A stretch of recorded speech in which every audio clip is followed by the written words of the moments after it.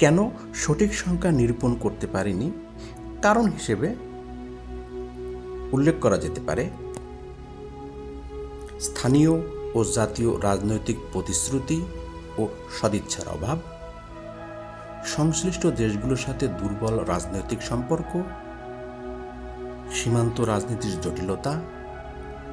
দুর্বল কূটনৈতিক সম্পর্ক ও কূটনৈতিক পারদর্শিতার অভাব, পর্যাপ্ত গবেষণার অভাব, সংশ্লিষ্ট প্রতিষ্ঠানগুলোতে যোগ্য, দক্ষ ও অভিজ্ঞ লোকের অভাব, পূর্ণাঙ্গ জরিপের অভাব এবং দেশের ভিতরের হাজার বছরের লুকায়িত জ্ঞান কাজে না লাগানো ইত্যাদি।